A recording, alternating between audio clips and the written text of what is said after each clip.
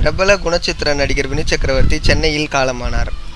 தமிழ், தெலுங்கு, கன்னடம் உள்ளிட்ட 1000க்கும் அதிகமான படங்களில் நடித்துள்ளார் வினு சக்கரவர்த்தி. 1945ஆம் ஆண்டு உசிலம்பட்டியில் பிறந்த வினு சக்கரவர்த்திக்கு இப்பொழுது வயது 72. உடல்நலக்குறைவின் காரணமாக மருத்துவமனையில் அனுமதிக்கப்பட்ட வினு சக்கரவர்த்தி சில நாட்கள் சிகிச்சை மேற்கொண்டு வந்தார்.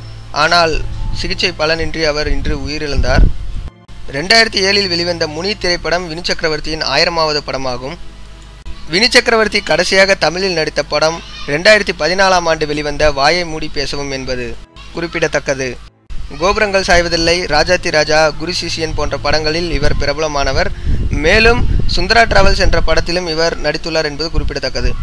வினு சக்கரவர்த்தி உடல்நலக்குறைவின் காரணமாக மருத்துவமனையில் அனுமதிக்கப்பட்ட போது நடிகர் சரத்குமார், விஜயகாந்த் உள்ளிட்ட பிரபலங்கள் சென்று நலம் விசாரித்து வந்தது குறிப்பிடத்தக்கது. வினு சக்கரவர்த்தி நம்மளை விட்டு போனதுக்காக தமிழ் ஸ்பீடியின் சார்பாக அவங்களுக்கு இரங்கல்களை நம்ம தெரிவிச்சுக்கிறோம். நீங்களும் உங்களோட இரங்கல்களை கீழே உள்ள கமெண்ட் பாக்ஸில் மறக்காமல் தெரிவிங்க.